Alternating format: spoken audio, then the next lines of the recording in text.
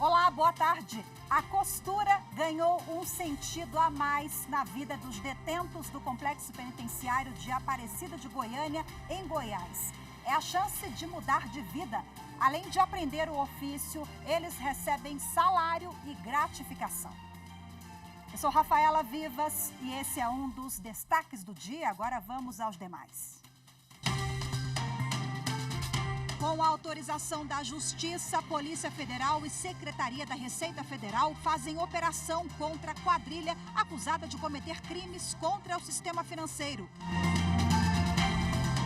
Ex-lutador Luiz Paulo Lima dos Santos é condenado a 14 anos de prisão por ter matado a esposa.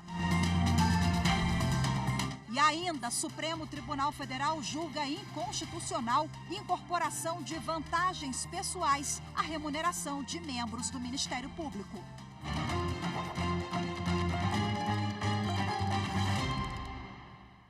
Com a autorização da Justiça, a Polícia Federal e a Secretaria da Receita Federal realizam nesta quarta uma operação que tem como alvo uma quadrilha acusada de cometer crimes contra o sistema financeiro. O grupo movimentou 4 bilhões de reais em contas bancárias. As informações com o Bruno Silveira. Os agentes cumpriram 21 mandados de busca e apreensão em São Paulo e Santa Catarina contra 16 pessoas e 5 empresas. De acordo com as investigações, os acusados criavam empresas de fachada e incluíam laranjas para abrir contas em bancos e movimentar recursos dos clientes envolvidos no esquema criminoso. Os valores eram pulverizados em outras contas e depois enviados ao exterior por meio de operações ilegais de câmbio ou pela compra de criptomoeda. Segundo a Receita, a quadrilha movimentou 4 bilhões de reais. O ex-lutador Luiz Paulo Lima dos Santos foi condenado a 14 anos de prisão por feminicídio, ocultação de cadáver e falsidade ideológica em júri popular realizado na quarta vara do júri da capital, na Barra Funda, em São Paulo. Luiz Paulo está preso desde novembro do ano passado pelo feminicídio contra a esposa, a professora Hélida Tuane Ferreira dos Santos, assassinada a tiros aos 26 anos.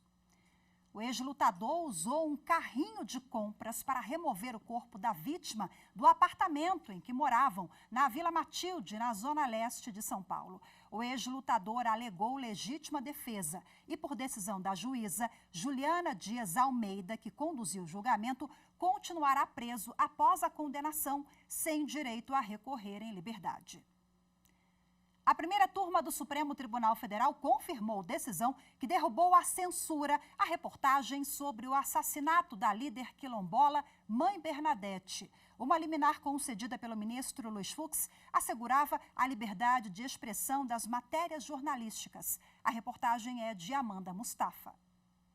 A decisão do ministro Luiz Fux foi numa reclamação apresentada pelo site Intercept Brasil e suspendia decisões da Justiça da Bahia que determinaram a retirada de reportagens do portal sobre o assassinato da ativista quilombola Mãe Bernadette, ocorrido em agosto deste ano. As matérias jornalísticas citam a empresa Naturale, de propriedade de Vitor Loureiro Souto, com os títulos Mãe Bernadette e Binho do Quilombo lutavam contra a empresa de filho de ex-governador da Bahia antes de serem mortos. E Mãe Bernadette, o filho do ex-governador, quer controlar a narrativa. Um juiz acatou. Souto conseguiu na Justiça Estadual decisões para retirar o conteúdo jornalístico do ar e alegou suposta ofensa à sua honra e imagem. Em seu voto, o ministro Luiz Fux destacou que o STF já se manifestou em julgamentos anteriores em favor da proteção da liberdade de expressão e contra a possibilidade de censura prévia. De acordo com esse entendimento, quando há conflito entre o direito à liberdade de imprensa e os direitos da personalidade, como a privacidade e a honra, a liberdade de expressão deve ser assegurada sem censura prévia. O ministro ressaltou que o STF não compactua com a divulgação de informações falsas ou ofensivas à honra e à imagem das pessoas, mas que não cabe ao Poder Judiciário mandar retirar conteúdos antes de confirmadas as alegações. O Supremo Tribunal Federal julgou inconstitucional a incorporação de vantagens pessoais decorrentes de funções de direção, chefia ou assessoramento e o adicional de aposentadoria de integrantes do Ministério Público. Mais informações com Anderson Arcoverde. O STF analisou uma ação movida pela Presidência da República contra uma resolução do Conselho Nacional do Ministério Público que prevê a incorporação dos benefícios. O Executivo alegou que a Constituição estabelece que determinados agentes públicos são remunerados exclusivamente por subsídio, fixado em parcela única. Por isso, é proibido o acréscimo de outras parcelas remuneratórias, como as que foram fixadas na resolução. O relator, ministro Luiz Roberto Barroso, explicou que essa proibição foi estabelecida pela Emenda Constitucional 19, de 1998, e abre exceção apenas para verbas de natureza indenizatória. Barroso observou que, no caso da resolução, as vantagens decorrentes de funções de direção, chefia ou assessoramento têm caráter remuneratório. Já quanto ao adicional de 20% por aposentadoria, o ministro lembrou que a Emenda Constitucional número 20, também de 1998, proíbe que os aposentados ganhem mais do que os servidores no cargo efetivo. O voto do relator foi acompanhado pela maioria. A seguir, em Goiás, projeto social qualifica e utiliza a mão de obra dos reeducandos para confeccionar roupas. Os detalhes em instantes, voltamos já.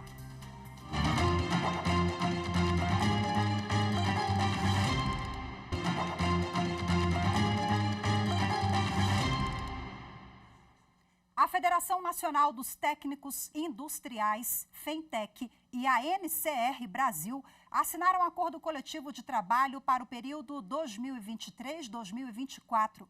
As negociações foram mediadas pelo Tribunal Superior do Trabalho. As informações você confere agora com Samanta Flor. A audiência de conciliação foi conduzida pelo vice-presidente do TST, ministro Aloísio Correia da Veiga.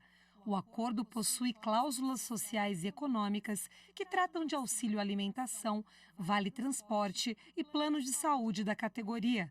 Entre os principais pontos estão o reajuste de 3% sobre os salários pagos em 30 de junho de 2023, o adicional de 20% para o trabalho noturno, criação de regime de compensação de banco de horas, licença maternidade de 6 meses e ticket refeição de R$ 33 por dia durante os 12 meses do ano. O vice-presidente do TST, ministro Aloísio Correia da Veiga, celebrou a assinatura do acordo e ressaltou a importância do diálogo para a solução de conflitos trabalhistas.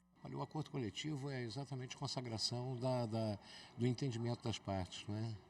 Quando há essa cultura e desenvolvendo cada vez mais, se chega a um consenso, não é? Que retira o conflito de interesses e dá uma oportunidade para que todas essas questões sejam resolvidas pelo empoderamento das partes. Os representantes da categoria de trabalhadores da NCR também consideraram a assinatura do acordo positiva e célere. Para nós foi bastante importante estar assinando no dia de hoje esse acordo, evitando assim um transtorno maior de ir para a justiça, aquela coisa toda que não sabe quanto tempo vai demorar.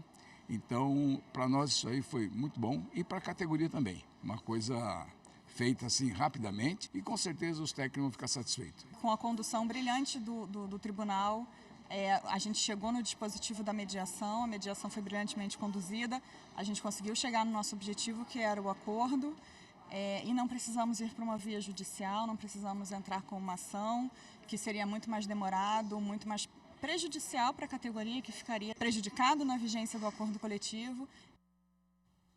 Detentos goianos estão ganhando novas oportunidades de mudar de vida dentro do presídio.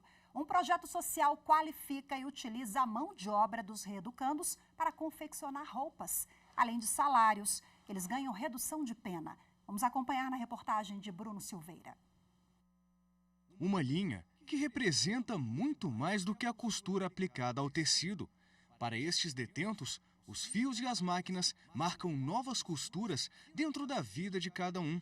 No complexo penitenciário de Aparecida de Goiânia, em Goiás, cerca de 120 detentos puderam mudar a realidade dentro do sistema carcerário. Um projeto social promovido pelo Grupo Salo dentro do presídio incentiva o trabalho dos presos que a cada 3 dias trabalhados conseguem reduzir 1 da pena. Uma nova oportunidade para estes reeducandos. Para mim foi algo que me motivou, né, a lutar por meus objetivos, né, também que eu também sou evangélico, né, e me deu mais força ainda para eu poder não só lutar por mim, mas também incentivar as pessoas que são, né, incluso dentro do projeto. Os detentos são treinados e capacitados pelo projeto do Grupo Salo dentro do presídio. Eles aprendem os princípios básicos de costura e de manuseio dos equipamentos. E com a confecção instalada no complexo, os reeducandos participam de 40% da produção das peças de roupas jeans em 3 etapas: costura, bordado e estamparia. O trabalho rende aos detentos um salário fixo e gratificações por produtividade. É uma mudança de vida gigante. E assim, a família dele vê o reeducando de uma forma diferente, porque antes uma pessoa que um dia sim cometeu um erro, mas que está com vontade de trabalhar, está com vontade de mudar, e ele recebe o salário, né?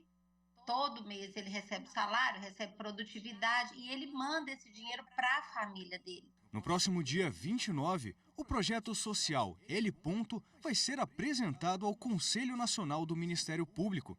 A iniciativa virou um case de sucesso e ganhou destaque sob o olhar do Poder Judiciário. A gente acredita que isso é muito valioso para a sociedade, né? A gente está fazendo um trabalho que muda a vida do reeducando dentro do presídio, muda a família dele, muda para o governo, muda para a sociedade, porque a gente está reintegrando ele na sociedade. Ele sai do presídio e vai trabalhar com a gente. De coração, eu fico já esperando no outro dia. Sinceramente, é isso.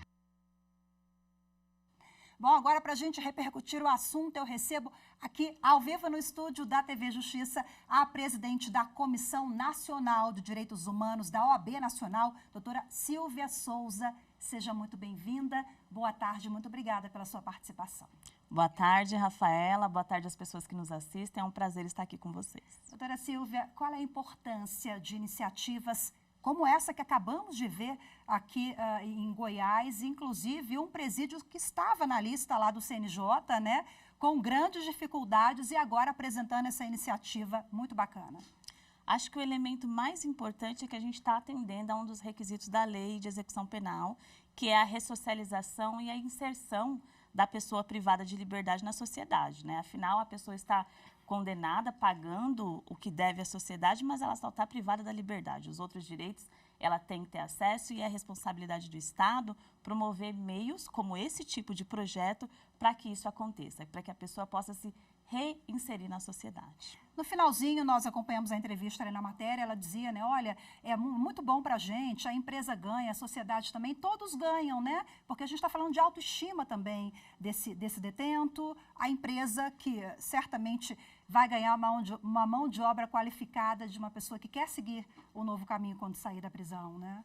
Exatamente. A gente tem exemplos factíveis, né, de vida real. Conheço pessoas que estiveram presas no sistema e aprenderam um novo ofício, né, por exemplo, a fazer bolas de capotão, saindo do sistema, investiram nesse desenvolvimento profissional e conseguiram se reinserir na sociedade. É um tipo de atividade, um tipo de projeto, de programa que envolve a participação do Estado, mas também da sociedade e das empresas em que todos ganham.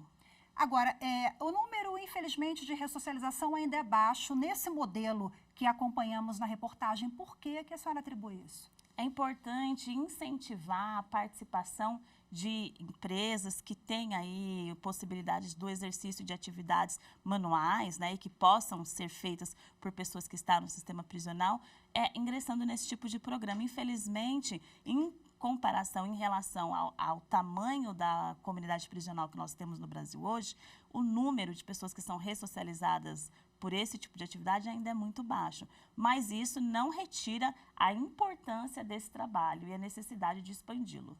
Quais os pré-requisitos, em linhas gerais, para o preso detento participar de um projeto como esse? Dependendo do crime, ele não pode? Existe alguma classificação?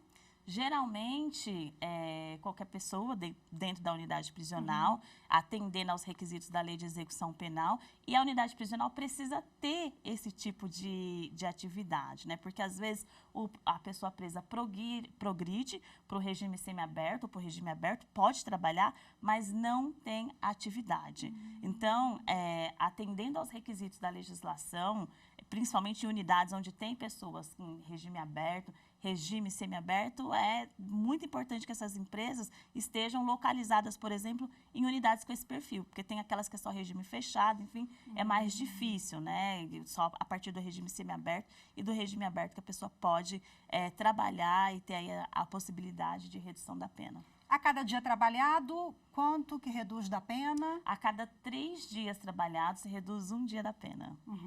E aí, eu já citei há pouco, mas é importante a gente sempre relembrar que esse preso, ele vai voltar para a sociedade, então há um senso comum, às vezes de medo, né, que as pessoas têm em relação aos egressos, mas é importante também sobre esse aspecto, né, que a gente tenha essa empatia, esse olhar de que eles voltem melhores do que entraram. Pois é, uma das coisas que a gente mais verifica na sociedade brasileira é a dificuldade de reinserção das pessoas egressas do sistema prisional.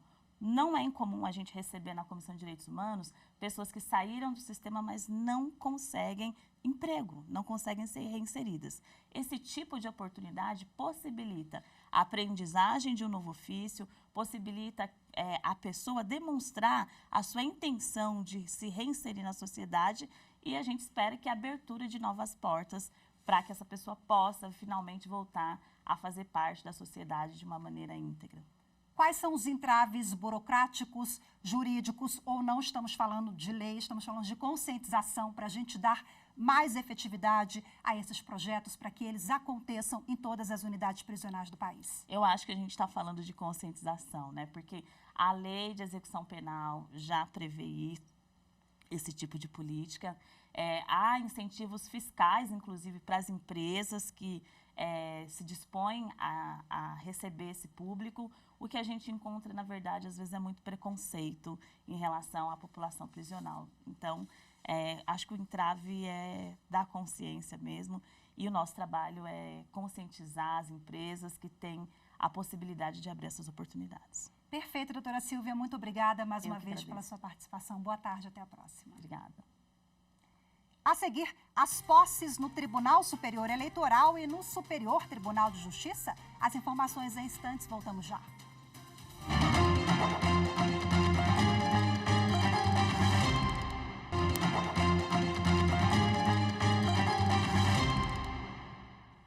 Terça-feira movimentada no Tribunal Superior Eleitoral. A sessão solene teve a posse da ministra Isabel Galotti como titular do TSE e também a eleição e a posse do ministro Raul Araújo como corregedor-geral da Justiça Eleitoral.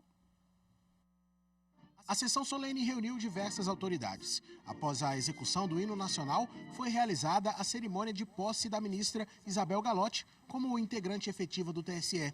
Galotti ocupa a vaga deixada pelo ministro Benedito Gonçalves, que encerrou o biênio na Corte Eleitoral em 9 de novembro.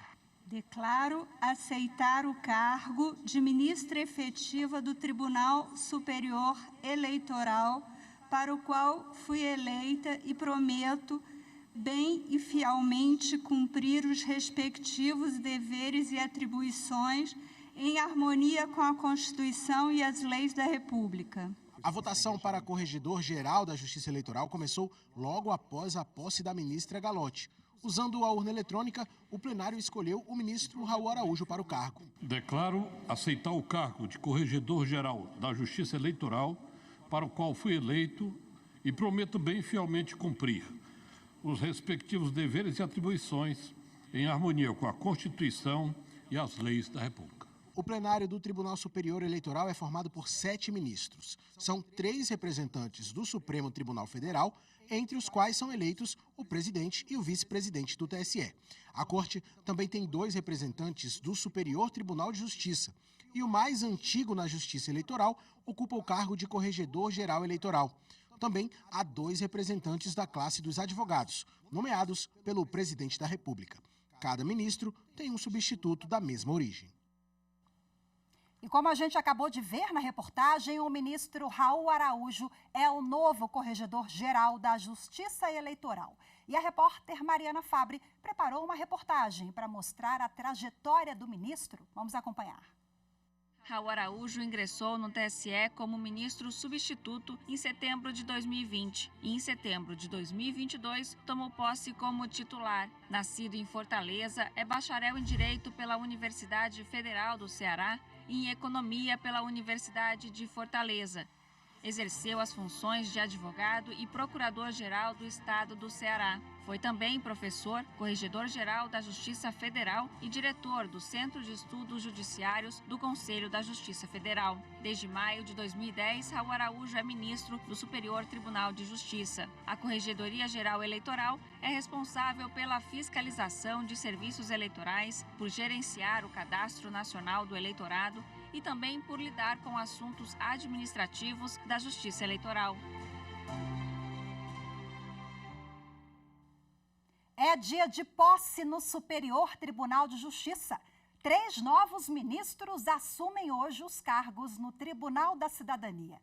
Confira os detalhes da cerimônia e quem são os novos integrantes da Corte na reportagem de Marina Campos. O Pleno do STJ já está pronto para a solenidade de posse dos 3 novos ministros. O desembargador Teodoro Silva Santos vai ocupar a vaga aberta após o falecimento do ministro Paulo de Tarso Sanseverino. É mestre em Direito Constitucional pela Universidade de Fortaleza. Autor de diversos livros jurídicos, esteve no cargo de desembargador do Tribunal de Justiça do Ceará desde 2011, corte em que foi presidente da Câmara de Direito Público. Entre outras funções, já exerceu o cargo de Corregedor-Geral da Justiça do Ceará. O desembargador José Afrânio Vilela assume a cadeira aberta pela aposentadoria do ministro Jorge Mussi. Ele tem formação em Direito pela Universidade Federal de Uberlândia e pós-graduação em Gestão Judiciária pela Universidade de Brasília. Tomou posse como juiz em 1989 e ocupou o cargo de desembargador do Tribunal de Justiça de Minas Gerais desde 2005. Atuou como vice-presidente do Tribunal Mineiro no biênio 2018-2020. Daniela Teixeira assume a vaga decorrente da aposentadoria do ministro Félix Fischer. Foi advogada por mais de 27 anos. Ela possui mestrado em Direito Penal pelo Instituto Brasileiro de Ensino, Desenvolvimento e Pesquisa. Entre outras funções, atuou como integrante da Comissão de Reforma da Lei de Lavagem de Dinheiro, instituída pela Câmara dos Deputados. E foi conselheira federal da OAB. A posse está marcada para 5 horas da tarde e contará com a presença de diversas autoridades. A solenidade será transmitida ao vivo na TV Justiça e no canal do STJ no YouTube. O renomado jurista alemão Dieter Green lançou ontem à noite na Biblioteca do Supremo a obra Jurisdição Constitucional e Democracia, Ensaios Escolhidos. O livro tem como coordenadores o ministro Gilmar Mendes e o professor Jorge Abud. Confira na reportagem de Renato Rosa.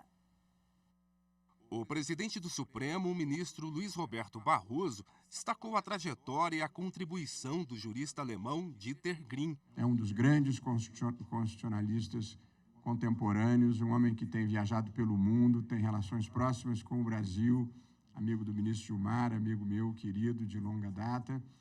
Foi juiz da Corte Constitucional Federal Alemã, é professor visitante nas universidades de Harvard e de Yale e, portanto, é um dos grandes nomes do constitucionalismo comparado internacional.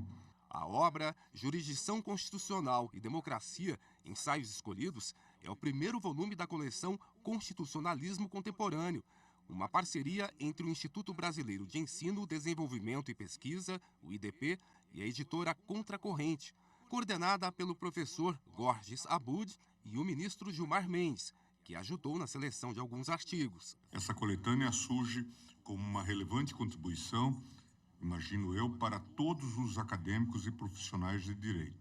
Temos em mãos uma seleção de grandes escritos que possibilitam e facilitam o acesso pela Academia Jurídica Brasileira aos ensinamentos desse notável professor. Gitter discute o controle de constitucionalidade das leis e dos atos normativos em um contexto contemporâneo de ataque ao Estado constitucional, disseminação do populismo e desinformação, discursos de radicalização, comportamento autoritário, entre outros fatores.